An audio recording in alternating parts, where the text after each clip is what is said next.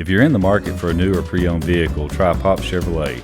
Pop Chevrolet will get you the best price guaranteed. Visit popchevy.com. That's P-O-P-S Chevy.com. This episode is brought to you by Paintsville Tourism. Paintsville is located in eastern Kentucky in the heart of the US 23 Country Music Highway. Visit paintsvilletourism.com. That's paintsvilletourism.com. Come see why Paintsville is eastern Kentucky's city of note. This episode is brought to you by Wild Bill's Fireworks. At Wild Bill's, they will help you start and maintain a successful fireworks business. Whether you're starting a retail store, a seasonal tent, or a part-time venture, Wild Bill's is your one-stop wholesale fireworks supplier. Their team can help you pick inventory. They offer business training, ongoing support to make sure you stay profitable no matter the size of your business. Call or text for more information. Just ask for Bill at 606-367-5569. That's 606-367-5569. Or visit wildbillsfireworks.com and make sure you ask about their financing plan. Welcome back to the show. We hope you're enjoying the series. In today's episode, we sat down with Brian Rawlings. Brian was in the previous episodes 1 through 4 with Harold and Friends. Brian was the vice president of Disney and has some interesting stories that I think you'll enjoy. Let's get to it. This is Behind the Shed. How long were you in the music business before you went with Disney? Well, that's a good. You know what? I started with him. Really, I had done other things, but they were not traceable things. There is no trace of them, and there should never have been. Yeah, I hear you. And so then, isn't that a good? That's a great feature. In it. It really is. They can't find any of the things I did that I don't want them to find. Yeah. No, I came to Nashville to write songs. I came down here in 79. I moved here permanently 1980. Went to Belmont. While I was at Belmont, I met Chuck, which is either the best thing that ever happened to me or the most expensive. Until I'd met my first wife, he was the most expensive friend I'd ever had. So I met Chuck, and then Chuck met Russ, and then we went down to Muscle Shoals, or you came up, something. I don't remember, yeah. Sometime in that period of time, Chuck had gotten fired a couple of times. I'm sure it was unfair, but nonetheless, it had occurred. Yeah. And so we had started a company called Cuts. And Cuts stood for Chuck's Unfortunate Temporary Situation. And so, but that was also our song plugging service. And so we ended up working on trying to pitch songs and trying to figure out what that was about. And then I don't remember where, he was at House of Gold when I first met him in the tape room, right? And he plays a big role in me ending up in the music business. So that would have been 81 probably when we met Russ and started doing something called song plugging that we didn't know what we were doing. So you were still in Muscle Shoals. Yeah, and I was trying to come back and forth, pitch songs some, and I met them, and Chuck was without a job all of a sudden. He and Brian were hanging. They were coming down, and they said, we think we can pitch some songs. So I hired him, and I paid him $100 a month, I think it was. Yeah, about that. Sometimes. Yeah. When there was $100, he paid us $100. And so I did that. That's how we all got to know each other, and then all kinds of things happened. Like I was writing songs at that point still. I wrote a song with Harlan Howard. Really? That I used to joke about it. I was sitting in close quarters one night with Jason, and Jason was working there, and Chuck, and but I was sitting at the bar, so you can only see me from behind, right? So Harlan walked in, and from behind I had long enough hair. He thought I was Rafe Van Hoy. So he came up behind me and said, "Hey, goddamn juvenile, what you doing?" And I said, "Nothing, sir." I knew who he was. And he said, "Oh, hell, I thought you were my buddy Rafe. How are you?" And we talked for a few minutes, got to know each other. So over a few months, Chuck and I would hang out at close quarters, and I got to meet everybody. That was like the greatest place. Like we talk about all the old watering holes, man, where everybody met everybody. That's where we met. Quarters, yeah, Roger Miller would go in there all the time. Yeah. And Don Cook, Sonny Throckmorton, Harlan Howard, Bobby Braddock, that entire Tree bunch started drinking every day at 3 at close quarters. So, but one day I was just drunk enough to lean back on the couch and look at Harlan, and I said, when are we going to write a song? Because I just had the absolutely uninformed stupidity of a 19 or 20-year-old to say something like that to Harlan Howard. And he said, well, not necessarily. I know, he was funny. He said, you're kind of a clever little smart ass. Why don't you come over to Tree next Thursday at 10 o'clock and bring me some titles for Ricky? And I said, all right. And I was 19 or 20. I don't remember. I was writing 25 songs a day until Harlan Howard looked at me and said, bring me some ideas on Thursday. And I sat at my house for like 3 days. I couldn't write my name. I couldn't think of it. There was nothing clever had ever happened in history. I couldn't think of a word, And I went up there and I sat down on the tree, at the couch at Tree, on the second floor where the writers all sit around. There's big couches in the middle. And he sees me there. I got a yellow pad. Harlan comes by and he says, hang on, I got to go see my publisher. He was going to see Curly Putman. So he went back to see Curly. He says, I'll be right back out. And he came out, sat across from me. He says, what do you got for me? And I'm looking at a blank piece of paper. I swear to God, I didn't have one word written on it. So we sat there and stared at each other for a second. I said, well, I did have this one idea. And I'm making this all up as I go. And I said, you're talking about the Kentucky. And I was thinking, and like, well, maybe it's sort of like, it kind of goes like this. Like, say, this ain't my old Kentucky home. And he said, that's kind of clever. I think he might like that. Come out to my house Thursday and we'll write it. So another week goes by. I've written down 4 words. I got up to his place and sat down in his den, looked at the wall, and he'd won 11 BMI awards the year I was born. So I referred to myself as the stenographer for the stars. He said shit, and I'd write it down and go, yeah. And what about this? And he'd say, that's pretty good. And then he'd give a real good line, and I'd write that down. And, so I did get it right with Harlan. And so I was still writing songs, and then desperately needed a day job. And my buddy Chris Smith had been going around looking for work. And he said, Rob Galbraith over at Millsaps needs somebody part-time. And I said, okay. He says, I can't take it because I need to work full-time. But he says, you should go see him. So I went over there and I sat in the lobby for about 3 or 4 days, waiting outside of his office until his horrible secretary, and I was right about her, she got fired about 6 months later. She was evidently terrible at her job, but she finally said, all right, he can see you now. He had a big old Rottweiler named Blues that laid on the floor next to him when he was at work. And so I'm walking into Rob Galbraith's office in Ronnie Millsap's building, feeling like, I felt like Belle in Beauty and the Beast, And he's like, she said, it's just as I started in the door that secretary said, don't make any sudden moves.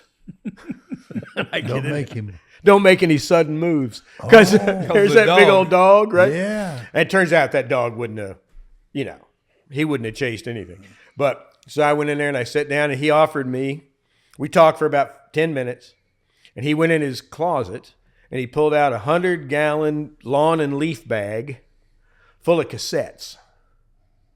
And he looked at me and he said, you go through all these cassettes, take as long as you need to, and I'll pay you $50 just for listening to all of them. And then you come back and see me and tell me which ones I need to hear. Oh, okay. Okay, that's fair. That's good. So I was living with Chuck. So I went back to Blair Boulevard where me and Chuck lived. I dumped the whole thing out in the living room floor. We opened a bottle of Jack Daniels. We pulled the cassette deck was over on this. We had some fancy furniture, or some people called it cinder blocks and boards. And so I pulled the cassette deck over on the middle of the table, and we sat there and did, first time we ever professionally screened songs. And we went through those things in like 24 hours. Didn't sleep, didn't stop, listened to a verse and chorus, and then threw it out. verse and chorus, and threw it out. So I wrapped that bag up. I went back to see Galbraith, brought the bag in and set it down in his office. And he said, well, what do I need to hear in there? And I said, Mr. Galbraith, I do not believe you need to hear one song out of that bag. And he said, you're hired. Wow. So that was in 1984. I started at Disney in 1991. Well, back up. How did you get from there to Disney? Well, to consolidate it, I dated a girl in Los Angeles, and her dad was a famous songwriter. And I think he finally, by about 1985, 86, he decided to be cheaper to hire me than fly his daughter back and forth to Nashville to date me. I think that's really all it was. Tom Snow hired me and moved me to Los Angeles. And that was so after that, that's right after we'd started the Young Turks. And that had gone well. I'd had some cuts, finally had my first taste of what it meant to bring somebody a song and then hear it on the radio. And that's a dramatic feeling, you know. What was that song? What was the first one? I don't remember because I was so junior that I remember working on Prisoner of the Highway with Reed and going to bat for that one. I had nothing whatever to do with Lost in the 50s Tonight, but that was the biggest hit while I was there. And Lost in the 50s Tonight was so big. I don't know if you remember this or not, Harold, but Ronnie won the Song of the Year award at the ACM. That's right. And you know, this is back before, like Doyle's talking about, this before phones. There was no way to get a hold of anybody. I was in Los Angeles dating this girl, you know. So we went to the Academy to the award show. It was the night that we bombed Libya, when the U.S. bombed Libya. Show was preempted 2 hours. During that time, I ran into Ronnie and Joyce. I didn't even know Ronnie Millsap, but he knew who I was, and we'd talked, but that was about it. And he said, Brian, are you dressed nice, son? And I said, well, yeah, I've got on a tuxedo like everybody else. And he said, if we win that Song of the Year, why don't you come up and get it with me? I said, are you sure? And he said, yeah, it'd be good for you. I said, all right. So I went back. He didn't like to sit in a big crowd. Now here I'm a brand new song plugger, freshly minted Music Row song plugger. And I'm sitting next to Lee Greenwood and the Oak Ridge Boys and Sylvia and Steve Warner and everybody. Alabama's in the way front up there. The ones you made were in the way front. I was in about the fourth row. And I was in heaven, you know. They preempted the show for 2 hours and covered the news of the U.S. bombing Gaddafi in Libya. And so finally the show goes on. And sure enough, we won Song of the Year. Well, I'm sitting in Ronnie's seats. He didn't like crowds, so he put me in his seats. So I'm in the fourth row of the ACMs. They announce the thing. I stand up. I gave my girl that I was with a little peck on the cheek, which slightly complicated the girlfriend that I had in Nashville problem. Hadn't really planned on being on national television that night. And so I got up and I walked on stage. Now, Rob Galbraith and Mike Reed are in Nashville. They have no idea that Ronnie has asked me to come up on stage with him. So Mike Reed's the writer and Rob... Yeah, Mike Reed wrote the song. Rob Galbraith produced it and owned it. And they're sitting at home in Green Hills. To hear Mike Reed tell it, he says, I was throwing shoes and shit at the television. I'm going, what in the hell does Rawlings think he's doing? He's walking up on stage because Ronnie's blind and he thinks he can just get away with it. So I'm standing behind Millsap. That's funny. I remember it was Boxcar Willie, Louise Mandrell, and John and Michael Martin Murphy gave us the award. Another right? superstar. And it was such a great time, right? So there I am. I'm just a podunk hillbilly from Appalachia. I'm walking up behind Ronnie Millsap, standing there, looking goofy, you know. And sure enough, Ronnie says, Brian, are you here, son? And I said, yeah, right here. Ronnie says, come on up here and thank the writers. So now Rob Galbraith and Mike Reed are back in Nashville just having a cow. They're like, holy shit, he's got Ronnie in on it. He's got Ronnie in on it. So I really, honestly, I have a lot to be grateful for. Yeah. You know, it was so That's sweet a great of him. story. Isn't that wild? Yeah. And it wasn't long after that I got offered the job to move to Los Angeles, where I worked for my girlfriend's dad for a couple of years. I represented really some of the great pop lyricists in the world, John Bettis and Dean Pitchford, and a bunch of guys that wrote huge hits, and even had Bob Dylan's special writer music catalog for a little while. And so it went on, and I had several of those. Eric Kaz, who was one of my favorite songwriters.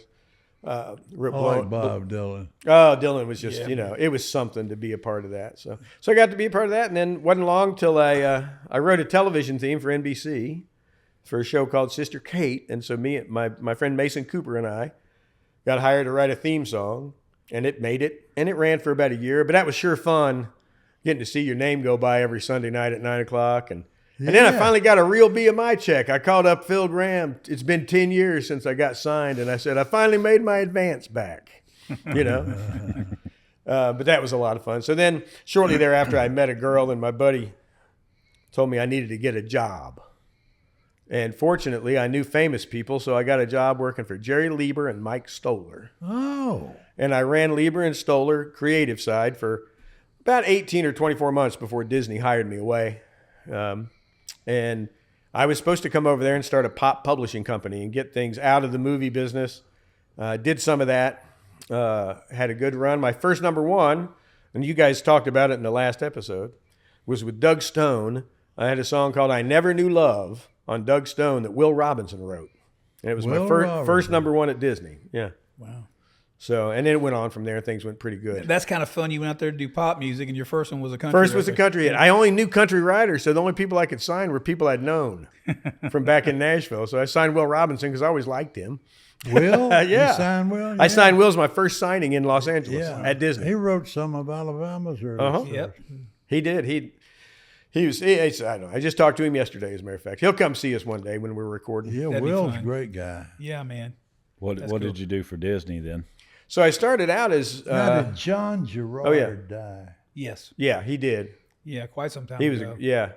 He was also a tremendous Yes, he musician. was. So. Yeah, and a songwriter. Yeah, great writer. Yep. Yeah. He was a good one, man. Oh. Yeah. Yeah, it's a good thing we got this thing going because we always talk about the people we knew that died, and I mean, I could be next. Yeah. I want to make sure I Let's get through the podcast. Get my first. licks in before I go. We hope you're enjoying this episode of Behind the Shed. Today's sponsors are PopChevy.com, Paintsville Tourism, Wild Bill Fireworks, and the Kent Rose Foundation. Okay. So I was hired to start a publishing company there, a pop one. And so we started that. It went okay. It was struggling for a couple of years. And then little by little, I figured out how the machine worked. You got to keep this side greased over here and that side over there. Make sure that guy's got to be happy and that guy's got to be happy. Because I never worked at a corporation. Like we were talking before lunch, none of us had ever had a boss. And all of a sudden, boy, I had a boss. Disney was very, very, very strict about corporate protocol, etc.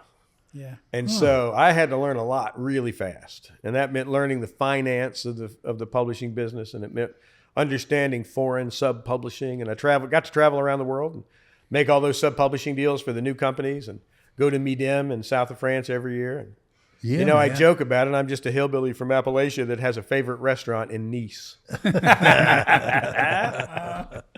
And heck, I have a favorite limo driver in London. I've got a particular pub I like. It's in a little place called Send in Surrey, outside of London, about an hour. Great spot. Wow. And so I got to just do so many great things, And in that period of time, because music publishing touches every part of the Walt Disney Company, I got to work on rides. I did put together music for Mission Space, a ride at Epcot. We got to redo some music when they were working on Space Mountain. And my kids got to go test rides that they weren't sure they were going to do or not, and they'd let executive kids go do those things. That's fun. Then it was all said and done. And the reason I get to be here is because the last 6 or 7 years, I'd become really good friends with the president of the Disney Channel, and I'd solved a few problems for him over time. But the biggest problem by far was he called me one Thursday afternoon, and he said, Brian, he didn't say this, he cussed a lot, but he said, Brian, are you in your office? And I said, yeah. I said, you called me here. He said, oh, yeah. He said, I'm sending down all these people. And he says, I said, well, and he was very nervous. It's, you know, you could tell. I'm like, what's going on? He says, I'm screwed. He says, I said, what? He says, as far as I can tell, I just put a choreographer on an airplane at LAX to fly to Toronto to teach 3 girls how to dance to 4 songs that have not been written yet.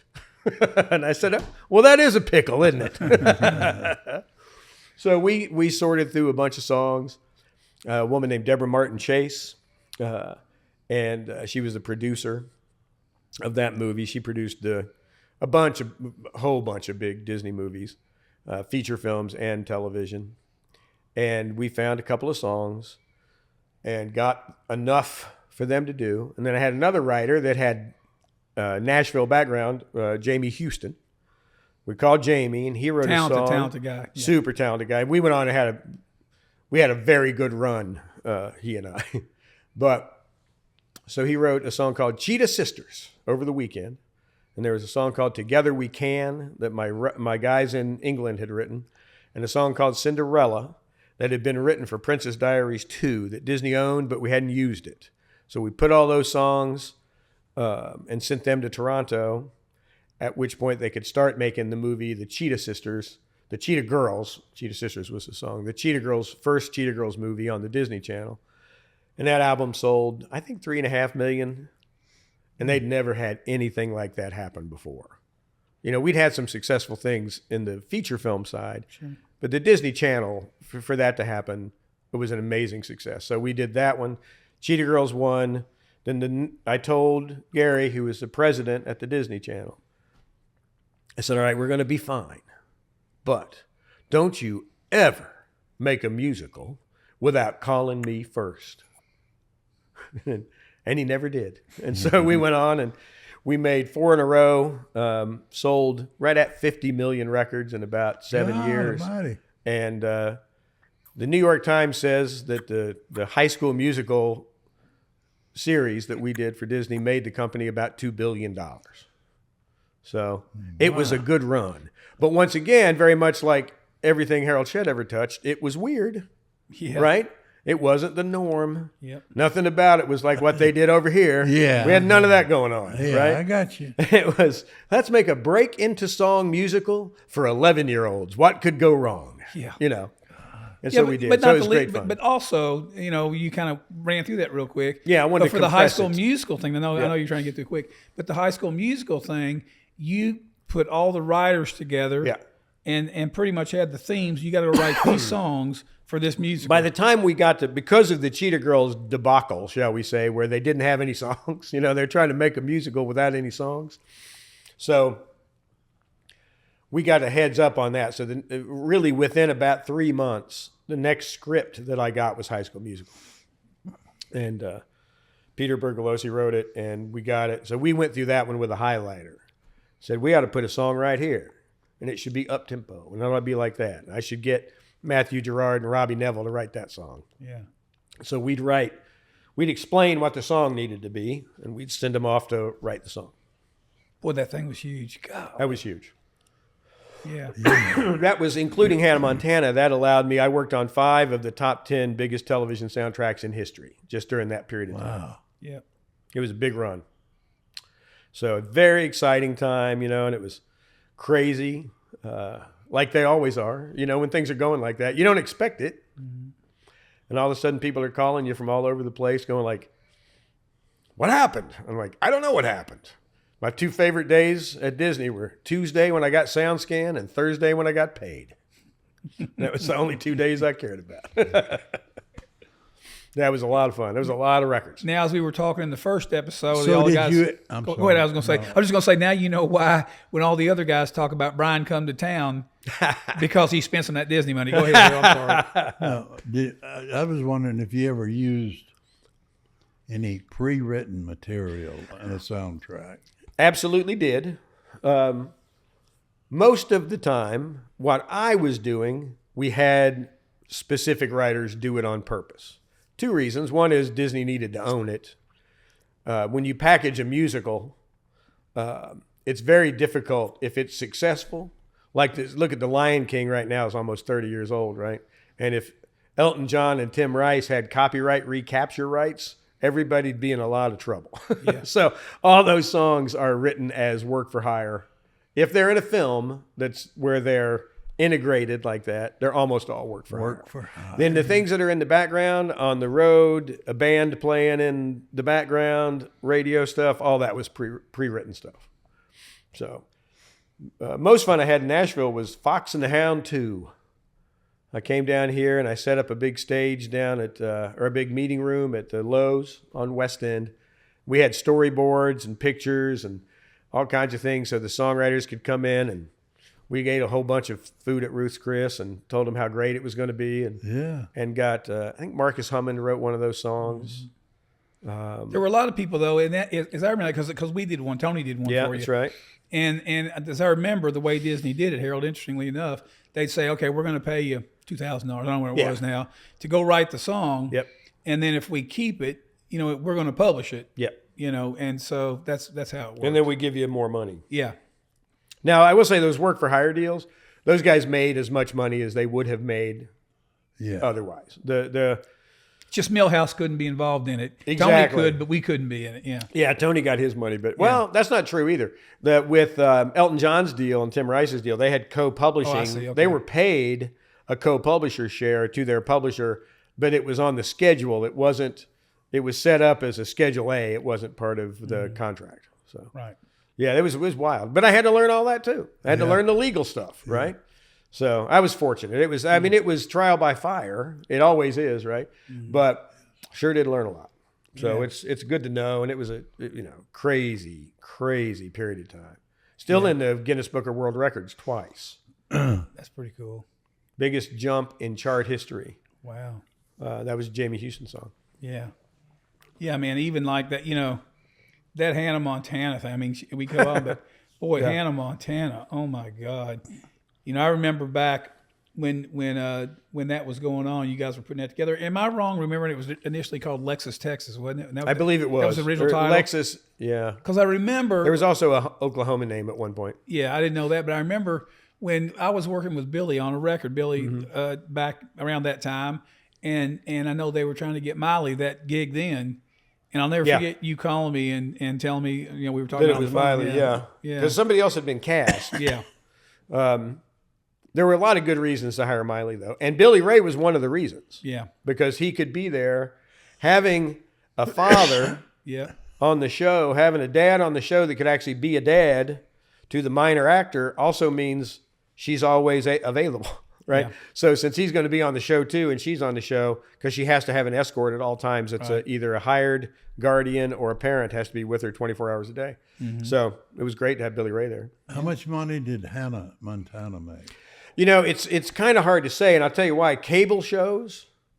The only reason I know about the one on High School Musical is exclusively because the New York Times did a thing and they interviewed a bunch of Disney people, and they came to the conclusion that it had made about $2 billion. Really? That much? Yeah. Now, Hannah Montana wouldn't have been that big, but it would have made an enormous amount of money. The thing is, it's on cable TV, so if you pay your $19.99 a month, you can watch it as much as you want. Yeah. There's no limits. So it's hard to say what the real impact of those things. Yeah. If it made... One of the things about High School Musical, the Cheetah Girls jump in, and then the Jonas Brothers movie, Camp Rock, Hannah Montana during that period of time. And there were a bunch of other ones too, but those are the sort of highlights. It raises the amount of money you can charge the cable guys to carry the Disney Channel. I got you. I'm sure that's gone down substantially since because it's been tough the last few years. Yeah, it's crazy. Completely different side of the music business. Yeah, it was completely different. Yeah. And I had never imagined I would be doing it at the time. It just worked out. I thought it always looked interesting to me in that Hannah Montana, when she turned 19 Yeah. lost all of her audience. Yeah. And Taylor Swift, when she turned 19, she took Doubled an it. entire audience with her and has kept them all She has. her career. There's been nothing more impressive than Taylor Swift in, No kidding. in the last 20 No, years. none. You know. I wish I had signed her. Oh my Boy, goodness. She's really smart. No, and I think she's great myself, but smart. I do really too. Smart. I mean, I think the thing is she makes the cotton candy, Actually, but it's she like had some good songs. She does. She did. Well, it's funny. So one of my song pluggers at Disney, I over the years I would hire a song plugger to work Nashville for us. Before Lyric Street was open, we had just a series of different people pitching songs, and Liz Rose was one of them. And Liz Rose worked for me for about 2.5 years, and I don't think she ever mentioned to me that she was a songwriter. I didn't know it for a long time. Right? And then she went and wrote the first 2 albums. Yep. With Taylor Swift. Worked out pretty good. Yeah. I didn't get any of the damn publishing though, because she didn't tell me about Boy, it. no kidding. Yeah, it's an admirable thing. Yeah. Yeah, no kidding. She's good. It's funny. I got to have an aside story here about Hannah Montana. So during that period of time when y'all were doing those first episodes, as you remember, I was working with Billy on that record. It stretched out over a year. Terry Shelton and I, his band leader, and at the house. I had my studio in the house at the time. And so we were going to work one day, and the Hannah Montana show had just blown up. I think the first season. Yeah, it was a big hit. And Billy called me one night and wanted to know if he could come by. We were just getting ready to have dinner on whatever day it was to put a vocal on something. He said, I want to bring Miley. She's home from California for a while to sing on this thing with me. I said, sure, that'd be fine. So I hang up the phone. We're having dinner, and my daughter, who was in the 2nd grade, said, Miley Cyrus is coming over here. And I said, well, and Billy'd been there a bunch of times. Didn't matter, Said, yeah, I got to be here. So I called Billy the next day. I said, hey, is it okay if my daughter comes by after we finish singing? She wants to meet Miley. He said, absolutely. So anyway, we had set it up so that when we finished doing vocals, I was going to call my wife. She was going to pick up my daughter at grade school, which wasn't far away, and bring her home, take her out of school early. So anyway, I call her when we're done. And Debbie, my ex-wife, goes to pick Livia at school, my daughter up at school. She said she went by the principal's office and went in and knocked on the door. And when she knocked on the door, the teacher said, yeah, come on in. And every girl in the class stood up and formed a line at the door. She had told them all what she was doing. So obviously we couldn't bring all the kids over. But, it was like my dad bringing the Beatles home for me. Yeah, It was so absolutely. cool. Yeah. Anyway. I love that with the kids. My kids had a pretty good run. Yeah, they did. They had a fun time growing up. I've always said is like being a Disney executive is a fascinating and interesting story in and of itself. But being a Disney executive's kid, that's the job right there. That's what you're looking for. Go to the theme park anytime. Theme park was free. They got to go, like when Hannah Montana for the show, we would just do one concert a year. And it would be, only ones I remember were at Anaheim Convention Center. And they'd set up the stage and they'd have her and her band.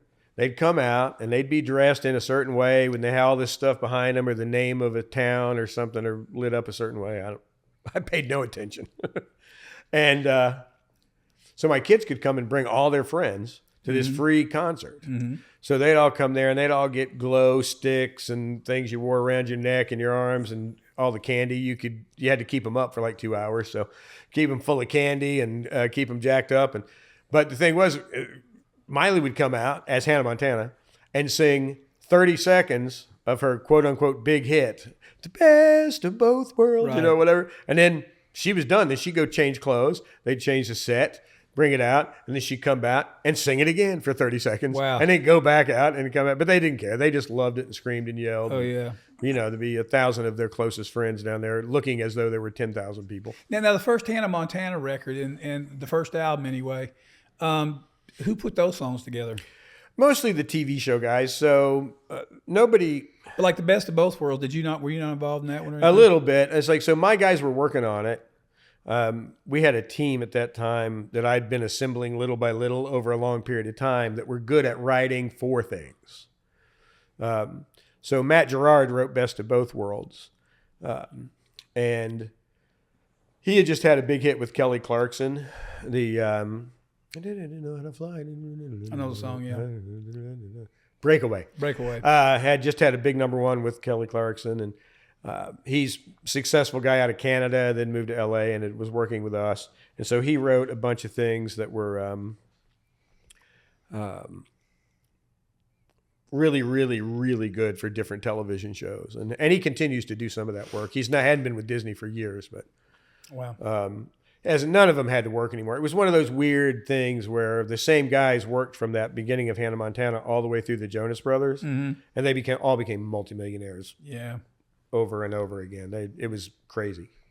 Yeah. You know, It was a crazy time. It was a That crazy stuff out time. there. We were selling a lot of records, and the radio stations. It's funny because you'd remember this from being in radio. All of a sudden, they're doing the top 40 on the weekend, and I get a phone call at my house. The switchboard at the Walt Disney Company called me and said, "Is this Brian Rawlings?" And yeah, said, "We have a call for you from a radio station like in Chicago or something." I don't even remember who it was. I'm like, "A radio? Okay, put him through." You know, so I'm on the telephone. This guy says, "Who in the hell are Troy and Gabriella?" And I'm like, "Well, they're the characters in a movie. Why?" He said, "Well, they're number 5 this week, and we have to play the song because, they're number 5 on the pop charts. They'd been 86 the week before, so it went from 86 to number 5, and we still only had the names of the characters on there. The names of the people that actually sang it weren't even on the record. Wow. So it was surprised a few programmers. Wow. So we were able to keep those names. We just made them nom de plumes. Yeah. But yeah, it was crazy. That's big money for that.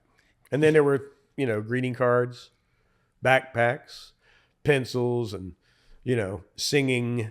Anything that you could put a chip in, we had something that sang some song from High School Musical somewhere. Yeah. Disney's good at that. Yeah, they can market merchandise.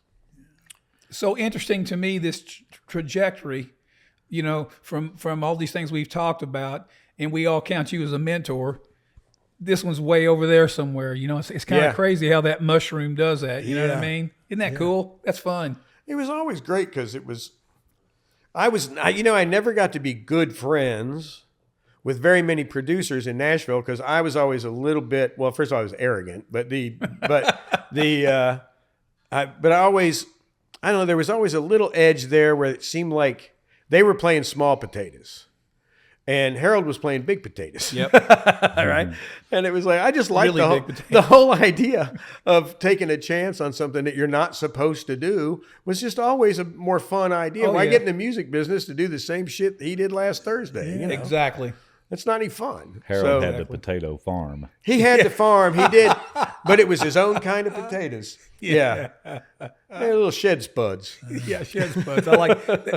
We got to find a tchotchke for that. Shed Yeah, spuds, right. I need a Mr. Potato Head with those glasses by next Thursday. Behind the potato. Behind Tater. Oh, God. That's funny. Harold, so over the years, even though I was in Los Angeles, so I'd come back, I'd see Harold occasionally when either Chuck was around or when you were working there. And they're great stories, right? The other problem, I loved Larry Butler because he was a great storyteller, right? We'd get 3, and I blame him. I can't say it's him. We got loaded and would sit in his studio and he'd tell stories, And I'd rather listen to him at that time than anybody, And we just same with you. Yours were just funnier. Like you remember the guy there was a guy, we don't have to use any names, but there was a guy whose car was being repoed one day. Oh, yeah, Raleigh. Raleigh Squires. Raleigh Squires, that's I right. told that story last night. Yeah. Yeah. I wanted to call the podcast Squires, that. Hindsight's 50. Hindsight's 50-50. That's what I told all the guys. That's what I wanted to call the podcast because we're just going to talk about That was shit one of the suggestions. Yeah. That was so good. Yeah, man. Yeah. Hindsight's 50. Well, sir. Hindsight's 50-50. Yeah. Oh, my God. That's funny. Clyde Otis. Oh, yeah. Oh, yeah. I think we I published. really like Clyde. Yeah, we published some of Clyde Otis's songs at Lieber and Stoller. Yeah, I bet you did. Yeah. Those guys. I knew who they were, Yeah. but I didn't know. So I got a call. There's a guy named Lester Sill, and Lester was the president of Joe Bett Music. So Joe Motown. Bett. Joe Bett, Whoa. Motown's company. Yeah, Motown. Yeah.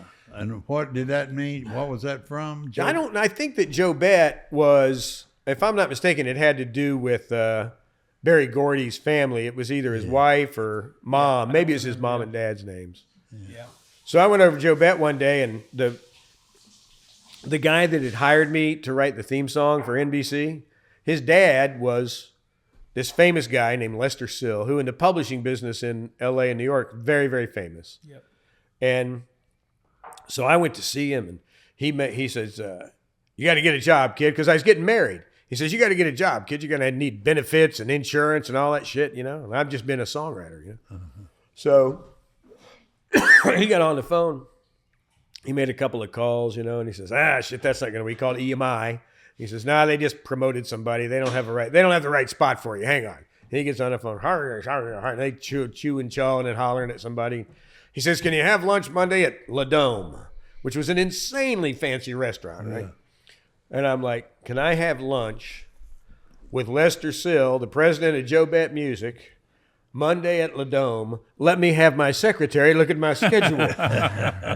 So I said, I believe I can do that, sir. Yes, sir. I say yes, sir, a lot with Mr. Sill. Yeah, I got it. And he introduces me to Jerry Lieber and Mike Stoller. Wow. And they're both sitting there. And I knew I was going to meet them, right? So I went and got a book somewhere, maybe at the library back then, you know, and started reading the list of their hits.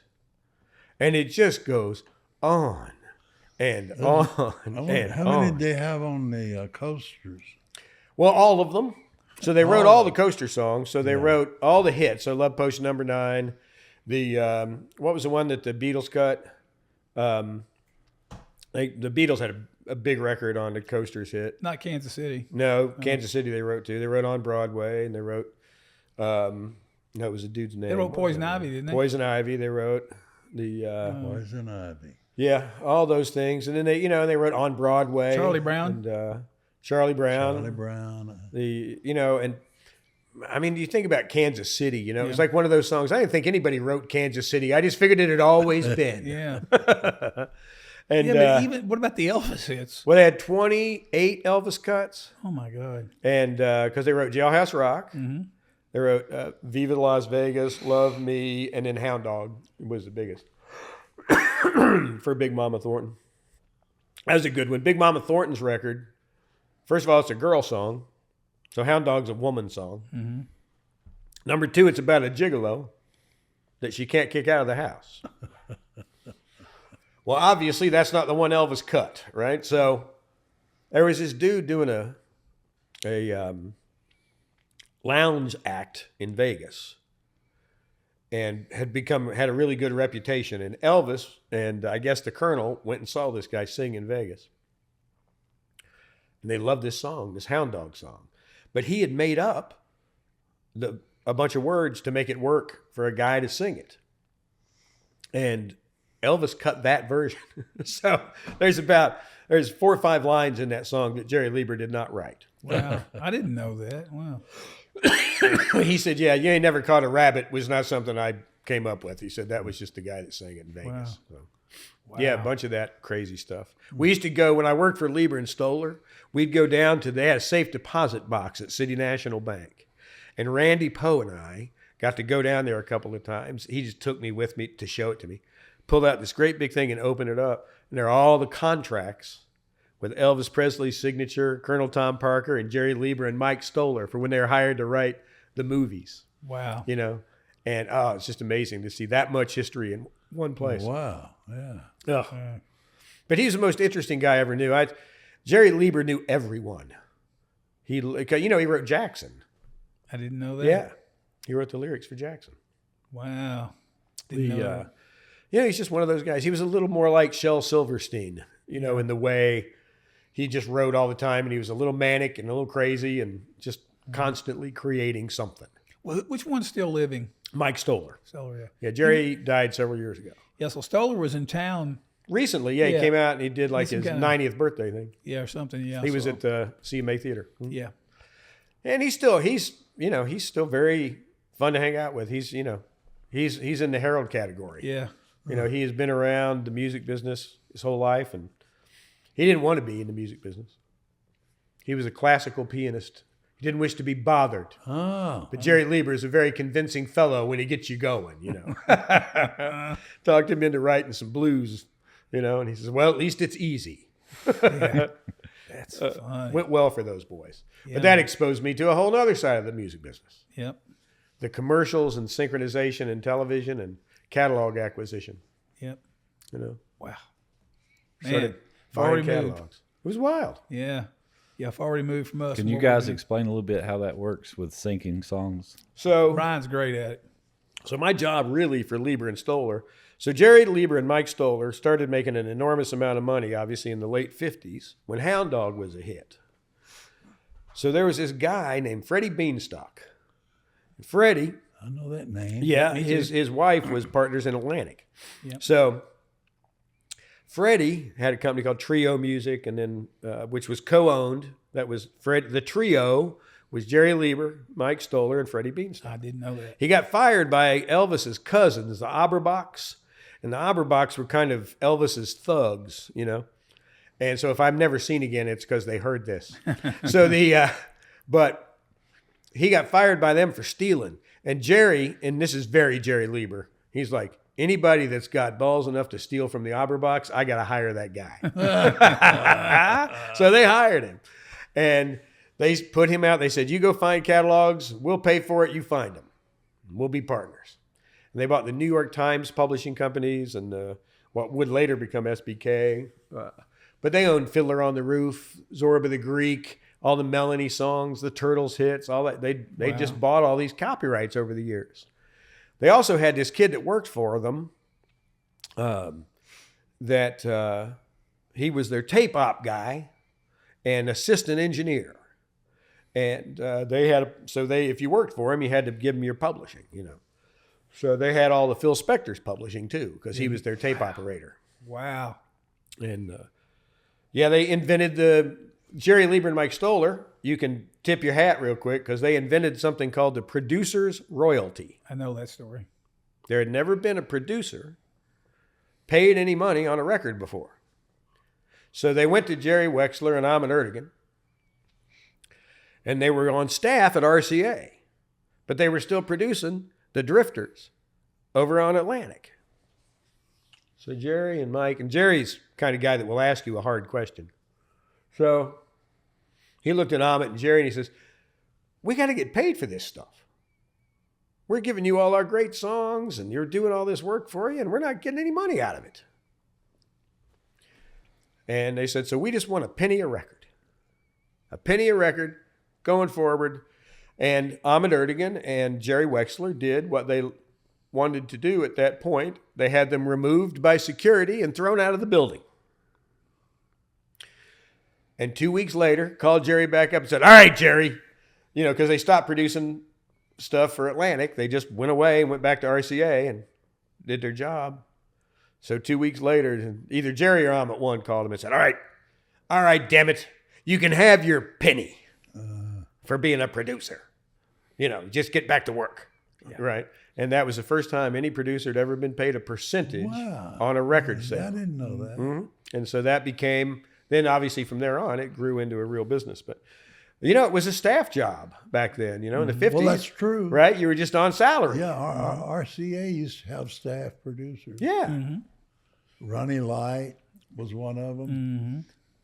Roy Day. Yep. Wow. George Martin was a staff producer for Parlophone. All those Beatles records he That's didn't right. get paid a dime on. Yeah. And let's see, who else? Bob Ferguson. Yep. Yeah. Yep. It was a different world. They were just pioneers, you know. They didn't know any better. So they just did it anyway. Like you were talking about in that last episode, it's like they didn't know if they were going to make any money. Yep. Right? Well, that's true. They didn't know. Yep. I mean, they figured people might know who they were because they wrote a song on the radio, you know. That's about it. So when Elvis, one great story, and then I should transfer this from about me, but Mike Stoller was on the Andrea Doria, the boat that sank. And so they all were mostly saved, everybody on it, and he was picked up by a lifeboat and brought in by a steamer into New York Harbor.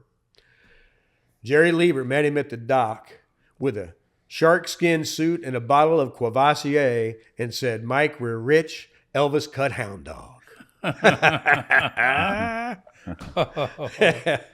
And oh yeah, well, they just were crazy characters. Elvis Cuthound. Yeah, Elvis Cuthound. Well, dog. that was a big one. Can you imagine what that day was like? Oh my Wow. God! I got a letter from the Colonel Tom Parker, hanging on my office wall. He wrote me a lovely note when we had worked on a thing together, and he had become very much a bit of a shadow of his former self, as you might imagine. Nobody stays that mean that long in their life, and he was a very sweet man. And he wrote me a lovely note and mailed me a postcard with a poem on it, and signed Colonel Tom. It was Wow. really lovely. Yeah, he was a sweet man.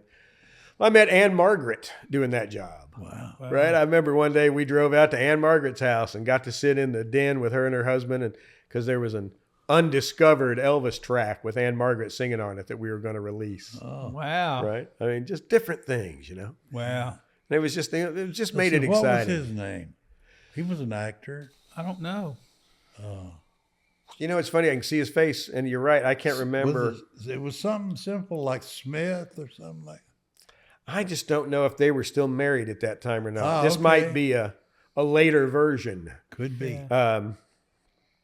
Yeah, it was something. But I couldn't believe Yeah. Well, this Roger morning. Smith. Roger Smith, is that Was what it? his name was? Roger. Wow. Yeah. How did you know Smith. that? Oh, okay. Yeah, Portable pocket communicator. Yeah. exactly. It's interesting. We were talking today about, I wonder if things will still have the longevity they've had through history, like the fact that we still are enthralled with Elvis all these years later Yeah. and stuff. And as we think about that kind of stuff, Harold had a good friend named Joe Gercio that actually he did the theme thing for Elvis, right? Oh yeah, no kidding. It was a what do you call it? Not a composer, A ranger. arranger. He did arrangements and stuff, and Oh yeah. did all Elvis's live stuff, right? Yeah. And we hear all these stories about how bad Colonel Tom was, depending on who you ask and everything. Yeah, of course. And a few times I was around him, he said, "Man, I thought Colonel Tom was great. I mean, without him, there wouldn't have been an Elvis and all that. But you knew him better than I did. But it's just that stuff interests me so much about because those were icons, immortal. We can't even compare them. It's like all the stuff. Well, he was I guess you would say he was a typical manager, Right. and that he stole everything and kept it. Exactly. And then And that's what they do. Yeah, and then he gambled it away. Didn't he? Yeah. Yeah. Didn't he used to come to town and get a check off of Elvis's royalties or something you were talking about? Yeah. Sure. Well, when Joyce Triplett worked for Yeah, me, sure. Yeah. Joyce had been at RCA for I don't know how many years, long enough that she was comptroller of Yeah, RCA. that's right. She approved all advances, all things that were paid. Right. And she said that Colonel Tom used to come in on Monday and get $300,000 or $400,000 Right. to go pay his debts and Yeah. charge it to Elvis. Yeah. Oh my God. Yeah. And would that be in like the 60s? 60s and 70s. And 70s still. 80s. That'd be a couple million today. Part of the 80s. She came to work for me in the 80s, didn't she? Mm-hmm. Why did she leave just because she wanted to work for you? I always wondered about that because Joyce was there when I was at Millsaps. We sold the She was, studio about that time. Right. And then she had cancer. Did she? I didn't know. And she passed away about the time. That was at the end, though. Yeah. She came like 88, I think. Does that sound right? It was early. Yeah. Because she worked with you before you went to the label. Well, I was talking to Jerry one day, Jerry Bradley, and I says, Jerry, I need a person. I need a girl Friday. Yeah. And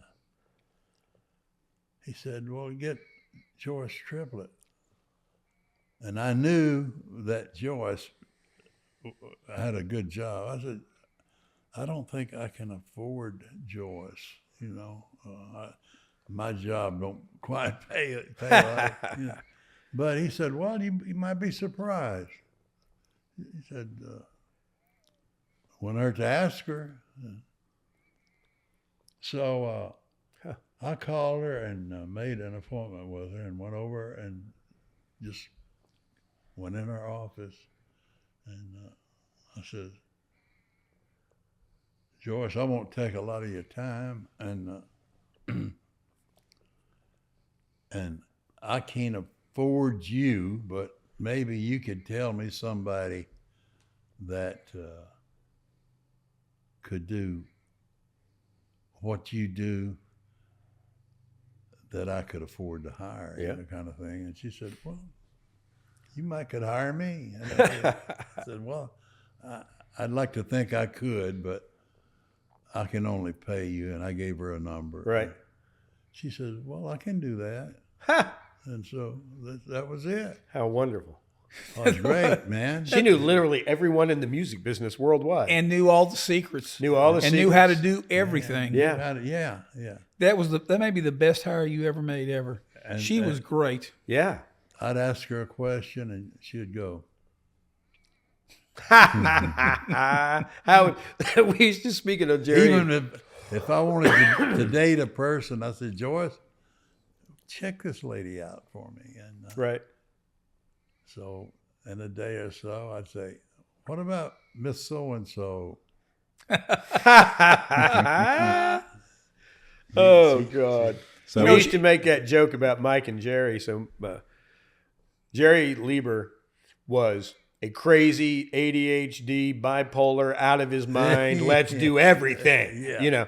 And so Jerry'd be like, Had it all. had it all ready to go. He asked me, I went to Chicago one time to meet with all the advertising agencies. Yeah. Right.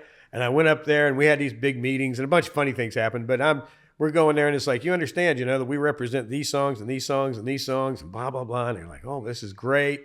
Would you guys consider this, consider that? And we did a big deal with Stand By Me for Buick back then. It was huge. Wow. It was like a $7 million deal back then. Stand by me. And so we were doing all these things and all that. And I came back and he said, how did it all go? You know, and I said, well, this went really well and this went really well. And I said, there's a problem here and a problem there. There's a big company, Ogilvy, one of the biggest ad agencies in history.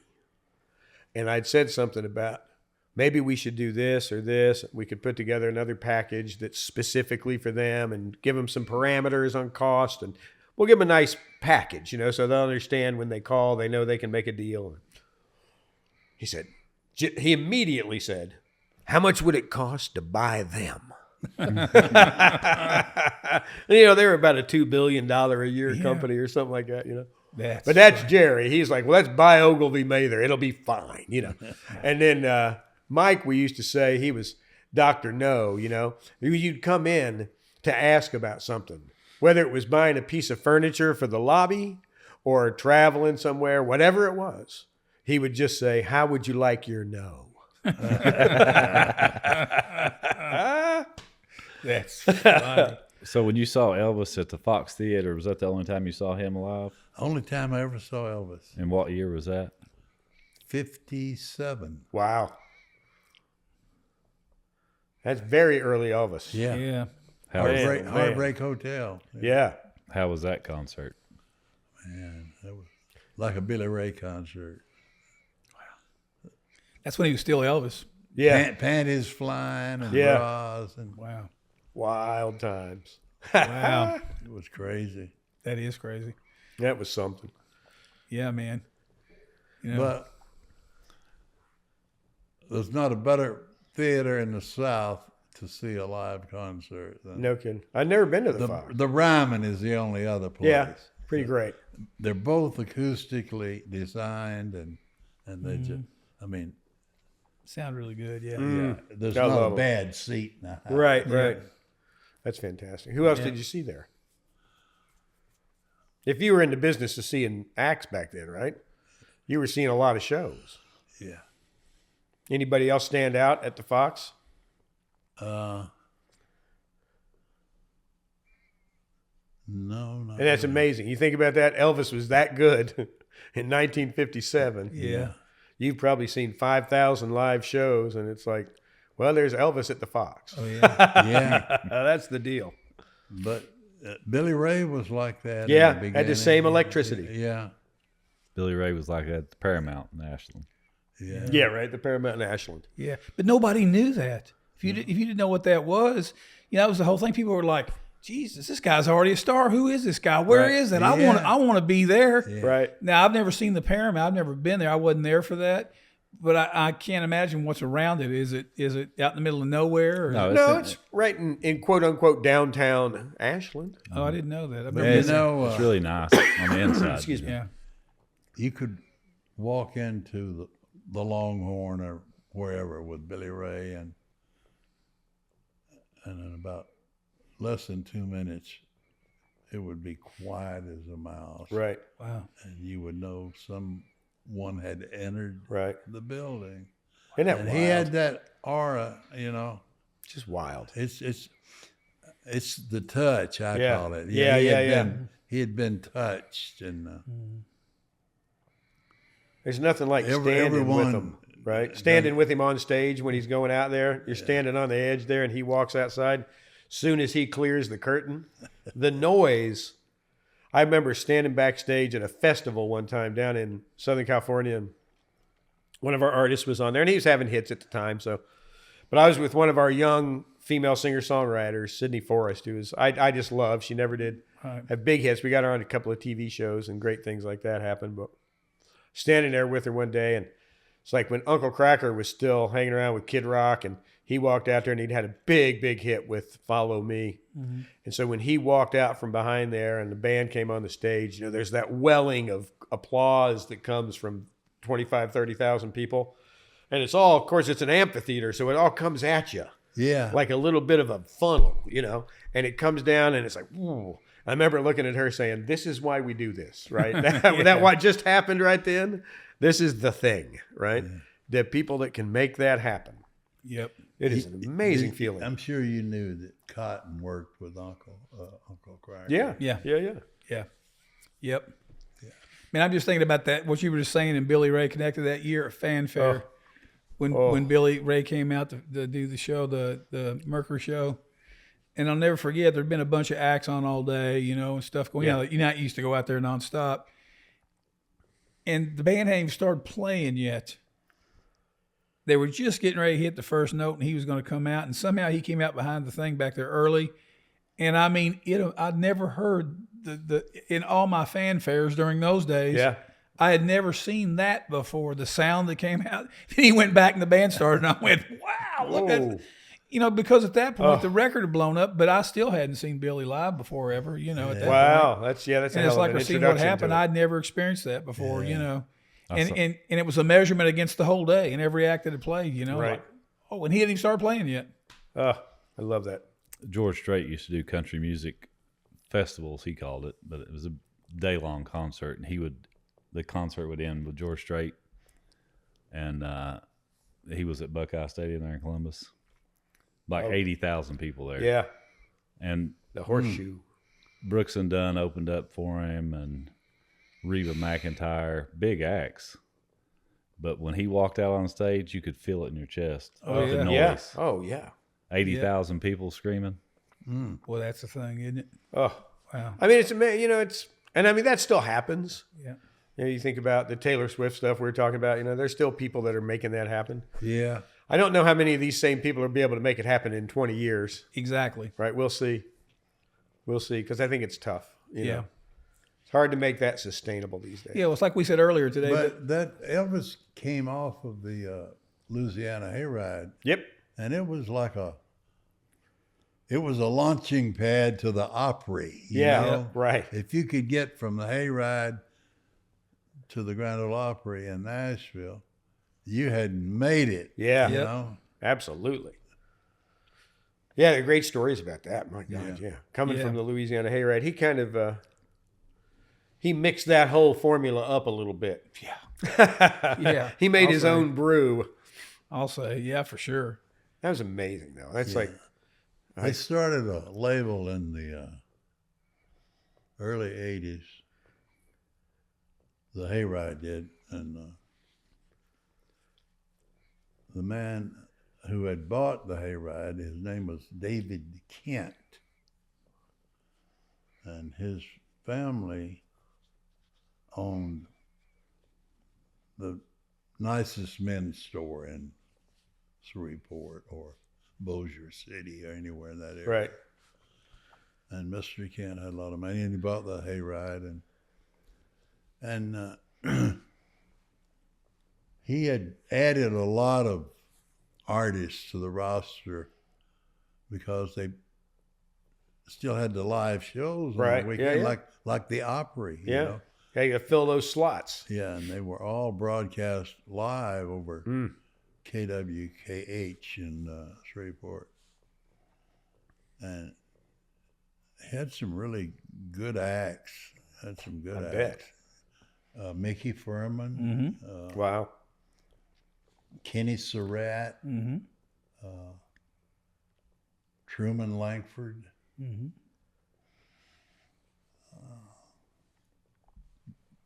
Dino Zimmerman. Yeah.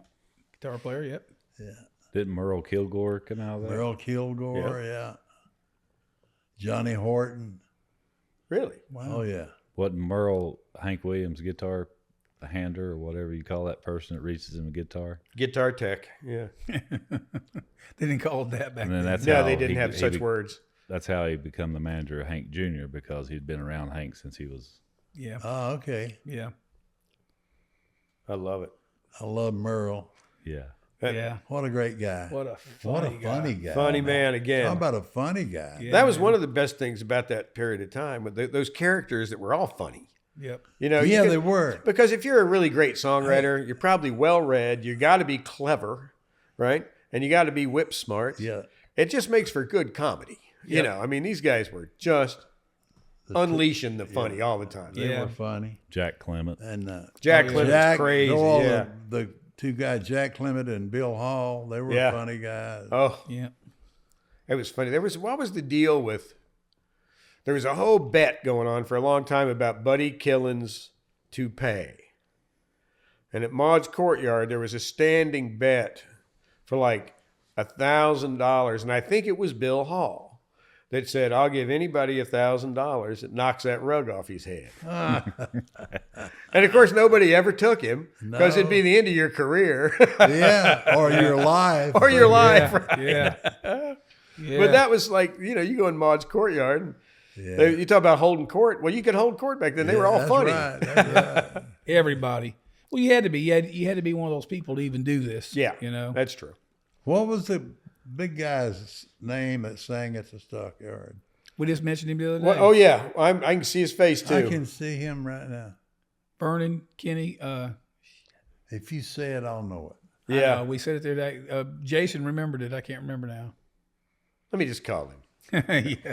Yeah. Yeah, I don't remember because I missed that gap.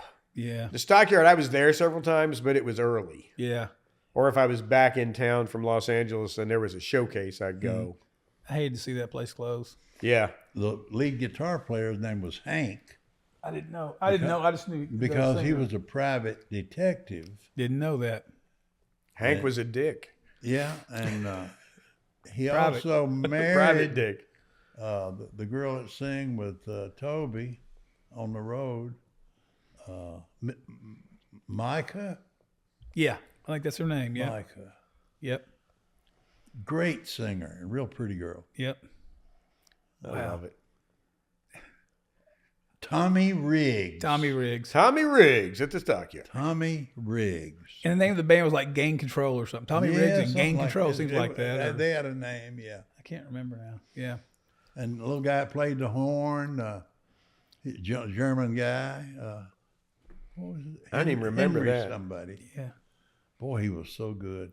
Yeah. I only saw him play a couple times. I usually went down I think there. I probably did see him, but I remember the name more than I remember the And act. they had a keyboard player. He went on to be a session player. Not sure who it is. He was so good. I don't remember that. Boy, I can't recall him right now. I see him, but it'll take me a minute. Huh. I love it. You know, there are none of those places anymore with bands No. playing that I know of. No, nobody's got a band, a house Yeah, band or yeah. whatever, you know. It was like, what was the top of the mark or there was something where Millsap played, because people used to talk about it all King the of the time. Road. King of the Road. King of the Road. Yeah. And because Yeah. Ronnie always talked about getting discovered there, basically. Yep. I went there years later. You were already in California. Yeah. They opened it back up again. It wasn't called the King of the Road anymore before I think that building's gone now. Yeah. Didn't they tear it down finally? Believe so. Right there by the highway. Yeah. No, it's still there. Is it? Yeah. Yeah. Well, Glenn had brothers and a couple of sisters, but mostly boys in the family. And if there was a dispute between any of the boys or the father and a boy or boys, they settled it with boxing gloves. I support it. So when Shorty turned 16, Glenn was a couple of years older, and he decided that he had reached manhood. And Shorty would have to do his chores from then on. And he would do the man stuff. So Glenn's father told him, says, Glenn, hook up the team. We've got to go to town. They live in Delight, Arkansas. Delight, Arkansas. I remember that. Yeah, 3 or 4 miles from town, you know. So, and Glenn said, no, said, that's Shorty's job now. I'm a man now, and Shorty needs to hitch up the team, and I'll drive the team to wherever we're going, and this kind of stuff. And his dad, you know, no, that's not going to work. And told his mother, says, go get the gloves. Just like that. And so she did. And Glenn and his dad got the gloves on. Glenn took a swing, and the old man just cold cocked him, just laid him out cold as and pulled his gloves off and handed them to his wife. He says, now, when Glenn comes to, tell him I said to hitch up the team. That's such a great story. I love it. Oh, That's man. funny. Yeah. And it's true because it's in his book. Yeah. No, that's perfect. I don't know which one of his brothers I met. It was at June Jam You one probably time. met Shorty. It probably was. That's what I was Shorty thinking. ran with him all the time. It was him then. Yeah, that makes sense. Yeah. Yeah, I got to The meet one that him. caused him to And get that- knocked out. Yeah, absolutely. Yeah. Yeah, that's funny. Shorty was always with him, though. Man, oh man. Yeah, man, that's great. That's fun stuff. Well, if we wrap up today, I was going to ask Harold one thing. Do you have any regrets? Not really. Yeah. Yeah, it's been You a good know, run, huh? I hate to sound that stupid, but I guess if I had a regret would be that I wish I had made a record with George Jones. Oh, yeah. He was just the ultimate to me. Yep. The greatest male country singer ever. Ever that lived. Yep. I wish I had made a record with him, but I didn't. Yep. Wow. But that would have been a lot of fun, Oh, and it would have been a great thing to do. Yeah. You know. But no, and so far as nobody could have had a better situation. I had all this talent around me, Russ and all the girls and the other guys, and we just did so many unusual things. Yeah. You know, we did things you can't do. you know, exactly. Yeah, and it was like that, but it was just a fabulous ride, you know. No doubt about it. What project or record or anything that you did that didn't happen was the most disappointing? We haven't asked that, have we? I guess One that should have been a hit. Yeah, that you said, man, I got something here, and it didn't turn out like you hoped for. Jeff Chance. Yeah, Huh. Jeff Chance. I love that stuff. Yeah. I love that stuff. Yeah, Marlo I Taggart. loved it. Yeah, Marlo Taggart. Yeah. yeah, Yeah, Marlo. yeah. Mine was John Jeff, McLaughlin.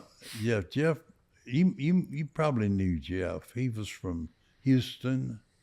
I feel like I know the name. And Did I meet he him had with a you? rock and roll band one time, and they were called Chance. Chance, yeah. You might have still been here when Harold first started on that. I hadn't been here very long. No, you were already gone. I was gone, You were already but gone, I feel yeah. like I still, maybe you just played the sides for me or something. May have been. I probably played it for you. We were pretty high on that stuff. Yeah, because He you tried to was- pitch it out. Yeah, I know. I remember because this. this is He before was Harold an went to Mercury. incredible country singer, Yeah. and he played every instrument, that Right. you would ever need to play. Right. He played, I think, 9 different instruments, Wow. including a steel guitar and a fiddle, which he played on the sessions. He Wow. was that good. So he's good enough. Yeah. And he had a really unusual sounding voice, and he sang totally in tune. Wow. You didn't have to tune him or do anything. Wow. And about 3 years ago, he was selling cars in Houston, and he drove up in his mother's driveway and died. Hunched over and died. Huh. Yeah. Wow. After he sat there for a while, she went out she knew something was wrong, and so he had died, had a heart attack, had died. Goodness. But he was an incredibly talented man, Well, he really was. That's beautiful. and just the coolest guy in the world. He just. But he's a should have been. Yeah.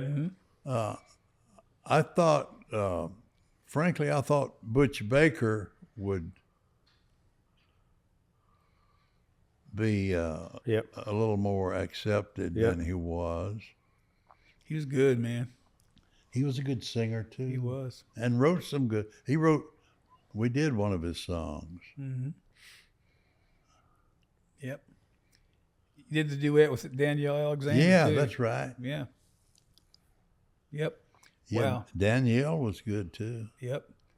Yeah, I thought Butch was going to blow up too. I really did. Yeah. That's He cool. went on to have a pretty good career in publishing. He worked at Horry Yeah, Pro. he worked. He Yeah, had, good business. well, good life. His work ethic was really, really good, Yeah. and he did a great job at Horry Pro. Yep. Oh, that's Talented cool. guy. Talented guy, yeah. Yeah, Jeff Chance, I hadn't thought about him in a while. He was really a talented guy, man. Yeah, Wow. he was. That's cool. And we did one record that was pretty good on him. I think if I had, That's you the know one what? I gave to Mike Curb and then had to buy it back to get it from.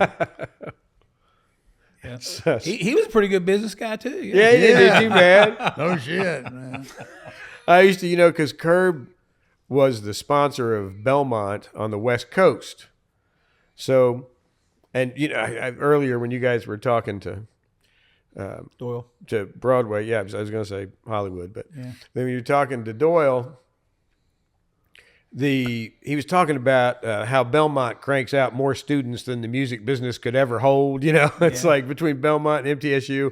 Now there's the Clive Davis School at New York University, and UCLA has everybody got a program for the music business. Everybody got a school now. Yeah, and you think about, well, I was the only person that graduated from Belmont that was doing anything on the West Coast.